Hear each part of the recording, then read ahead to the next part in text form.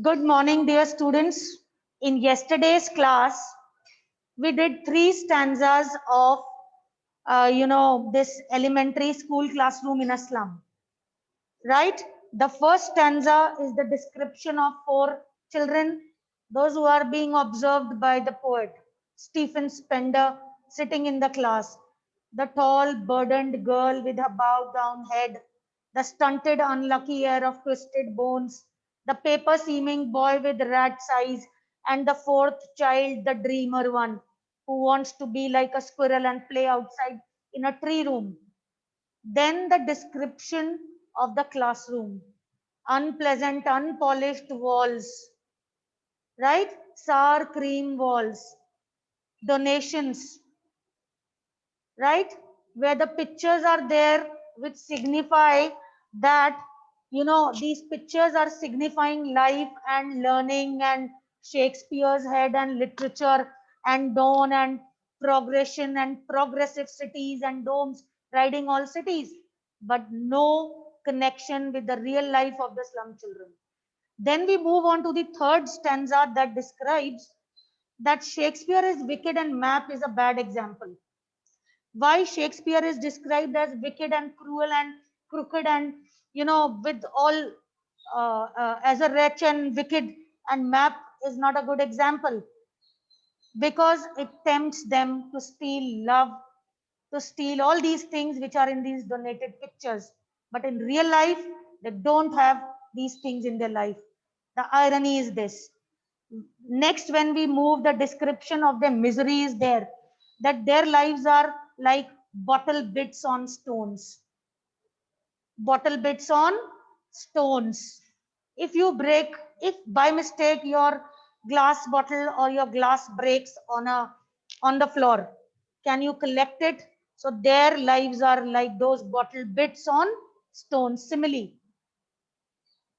right?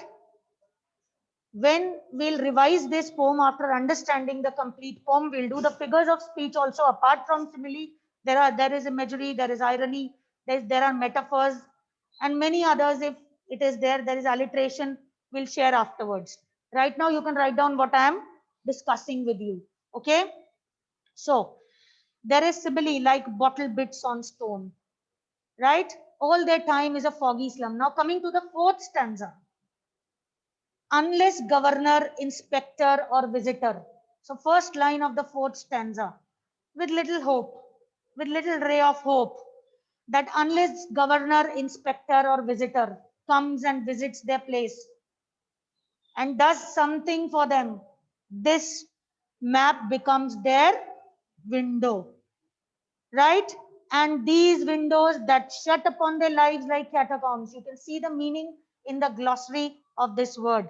A long underground gallery with excavations in its sides for tombs in the 17th century. Cemeteries. You can remember cemeteries. A very simpler word for this will be that these catacombs shut upon their lives like those graveyards where there are graves which have the entry but no exit. Their life in a slum is like shut. They have the entry into this slum by their birth as unwanted weeds, right? Unwanted children like rootless weeds, but there is no exit. And if exit is possible, or if something is possible, that is when some governor comes or some visitor comes and he feels like doing something for these kids and something is being done, right? And that too very little. Sometimes it becomes only the part of just the show off that we did this thing for this slum, this was reformed, this transformation was brought. So this way, little is done for their lives. So I'm reading the lines again. Unless governor, inspector, visitor, this map becomes their window. And these windows shut upon their lives, that shut upon their lives like catacombs, break or break, till they break the town. The poet says to the readers, to the even the influential people or whosoever is connected, he thinks that he can wake people, he can create awareness. So break till they break the town. and show these children the green fields. Take these children open, give them freedom to run in the open fields, the green fields, and make their world colorful. If you see the last 4 lines, lot of colors are being used. Green fields, azure, gold, sands, white, green leaves open. So I'm reading these 4 lines, 5 lines, last 5 lines. Break, oh break, open till they break the town. Who are they here? The slum children. And break till they break the town and show the children to the green fields. Make their world run azure on gold sands. Please underline with the pencil. Let show the children to the green fields. This is clear. And make their world run azure. Make them run under the clear blue sky. Let their lives be free in the lap of nature under the blue sky. Azure, blue, Azure, right? So azure sky on golden sands, on gold sands. What is the significance of here? The blue sky and the gold sands. Blue sky, the vastness of the sky is being referred. Give them a world which is open, which is free, which is vast, which is not in confinements of slum walls, right? That means take these children to experience, witness the nature and learn. Then let their tongues run naked into books, right? Let their tongues run naked into books. So that means let them enhance, avail learning through books, variety of experiences by making their tongues, that means making them learn to read, making them enter into the process of learning and studying. Run naked into books, white and green leaves open. The books you turn here have been referred as colorful. Why? Because these books have enough capacity to show these children the world. Education, symbolizing education through books. And if you see the picture on the top of this poem is of a school bag. Please see the the book which you are holding in your hand. On the top of it, there is a bag. Now, what is this bag symbol of? School, right? So, the last line, history theirs whose language is the sun. Let these children make their history where their language is knowledge. Sun here stands for knowledge, right? So I hope this is clear. In these 2 days, we have done these stanzas, 4 stanzas of this poem. I'm making again a reading and you pay attention. Far from gusty waves, fast blowing winds, these children's faces. So far from gusty waves, these children's faces, like rootless weeds. Their hair torn round their pallor, their hair scattered round their pallor, paleness on their faces. The tall girl with her weighed down head, the tall girl sitting in the class who is burdened. Why is her head weighed down? Because she is burdened, because she is troubled because of poverty. There is one more child, the paper seeming boy, thin boy with hungry eyes, rat's eyes, right? Another child, the stunted, unlucky heir of twisted bones. His bones are twisted. He is carrying his father's disease, gnarled disease, twisted disease that he got from his father as an heir. Maybe his father got from his forefathers. So their family is passing on from one generation to another these deformities. This much is clear. They are all offline as well as online students. Very good. Then there is another child who is taking his lesson from his desk. That is the fourth child, who is a dreamer, who wants to play, one unnoted, sweet and young. His eyes live in a dream of squirrel's game in a tree room. In a tree room, what do you mean by in a tree room? Squirrels, they play in small, small holes. They go, they come out. Their movements are quite swift. So this child maybe wants to go out from these, away from these unpleasant walls and slum classroom. On sour cream walls, what do you understand here with sour cream walls? Unpleasant, unpolished, unkempt walls. Sour, unpleasant. One word for sour, unpleasant, right? Shakespeare's head, Shakespeare's picture, only the upper part, cloudless. There are no clouds in the backdrop. Okay? So, civilized dome riding all cities. Now there is one picture which is showing civilization, progress. Right? I have some notes which are on these expressions I would like to share in the class. Offline students can pay attention, listen carefully. For online, I'm sharing. Just a minute. Yes. The expressions that I'm explaining, cloudless dawn, civilized dome, Shakespeare's head. Can you see the screen, dear all? Yes, ma'am. Please, very good. So let's see, Shakespeare's head is the image that is decorating the wall. Shakespeare's head is the symbol of high learning. Shakespeare belongs to the field of literature, learning, right? There is a picture on the wall of the slum classroom, but the gloomy classroom, this picture is irrelevant because they are not taught any of the Shakespeare's learning. It is there for the sake of just placing on the wall. So Shakespeare's head. These children do not have proper education and learning atmosphere. How can we expect them to appreciate Shakespeare? We are doing Stephen Spender. Your minds are churning the poem and the poetry part and the expressions when you are taught. So when you're not taught, how will you appreciate? So Shakespeare is a bad example. Cloudless dawn. Okay, let me explain you the donations also. The list of donations mentioned on the walls given by rich and privileged sections that show their generosity, but they actually do not have responsibility towards pathetic conditions of these slum children. Okay, so when you grow up and when you become something, please do something for the slums also. That Kailash Satyarthi is doing, right?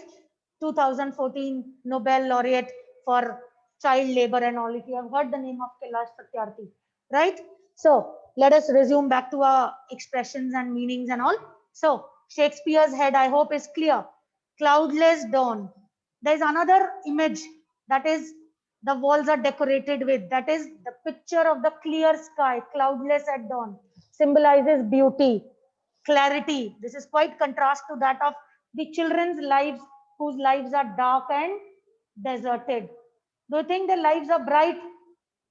My boys, those who have kept their heads down, please sit properly. Take this book. Right. Now, so cloudlessness symbolizes clarity, beauty. This is quite contrast to that, the lives of the children, those whose worlds are foggy and unclear. Is this expression clear, dear students? Belled flowery Tyrolese valley is there. Beautiful valley. The picture donated is there. Symbolizes beauty in its manifestation. This image is meaningless because there is no beauty, no nature, no openness in the lives of these children, those who live in these filthy slums. Now comes F part, if you can see on the screen. Open-handed map awarding the world its world. Please take your pencils in your hand. 2-3 questions can be framed on this particular part. The world map that is hung on the wall, that means one map is there, which is a, a rough map, and it is, on the walls of the slum school, right? Or somebody donated it to the slum school. These slums do not have any representation what the map is representing. These slum children don't have a place in the world. This map has got no relevance to them. It is completely irrelevant. Their world is the world of slum, which is plagued by unending misery. Right? Okay? Narrow streets sealed in with a lead sky. The sky, which should be bluish, here is lead. That means dark gray.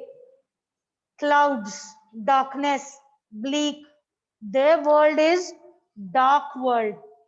The word lead here symbolizes their pitiful, pitiable, pathetic condition, plight, their plight, P-L-I-G-H-T, plight, pitiful, pitiable. They cannot see the world beyond their slum. They cannot enjoy the natural beauties. They cannot enjoy rivers, capes, mountains, beautiful stars. Their lives are completely darkened by fog. Their lives are confined to slums, and these slums have shut their lives like those graves which have an entry but no exit.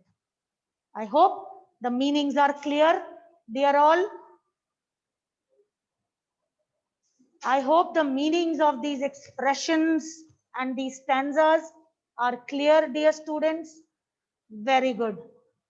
Very good. Please keep studying like this. Now let's go to the few NCERT questions that we can go through. Otherwise, we'll continue tomorrow. Okay. What do you think is the color of sour cream? Why do you think the poet has used this expression to describe the classroom walls?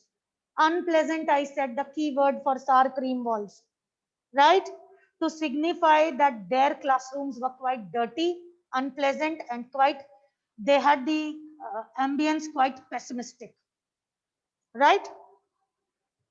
The walls of the classroom are decorated with pictures of Shakespeare, buildings of domes, world maps, and beautiful valleys. Very important question. How do these contrasting pictures create, or how they are quite contrasting with the life of slum children? That I have explained you just now, that there is misery, there is plight, there is no nature, there is no learning. But these pictures are symbolizing beauty, learning, literature, everything which they cannot avail. Everything they are symbolizing, these donated pictures, which these slum children cannot afford to have. Right? What does the poet want for the children of the slums? He wants learning. He wants change. He wants them to be free from the clutches of poverty, right? And he wants them to run and play and learn and have all the colors of life, right? So you can go through these MCQ questions. They are quite simple. You can go through them just now also. The tall girl with her weighed down head means ill and exhausted. Has her head bent down with shame, has untidy hair. No. First one is ill and exhausted, is burdened, right? Is burdened because of maybe illness, assumed, right? And poverty. So the first is the most appropriate here. The paper seeming boy with rat's eyes. I'm on page number 94, MCQs. The paper seeming boy with rat's eyes. Yes. Thin, hungry, and weak. Very good. The stunted, unlucky air of twisted bones means the boy. Yes. Anyone? Huh? Has an inherited disability, right? His eyes live in a dream. A squirrel's game in the tree room. Other than this means full of hope in the future. The children's faces are compared to rootless weeds. Are wasters, are not required, but they are born. So I hope, dear students, you have understood the poem nicely. Very good, Pragya. Poonam, Rishi, very good, Nishchal, Rishi, Ayush, Poonam. Yes, very good. God bless you. We'll continue tomorrow again. Thank you. God bless you all.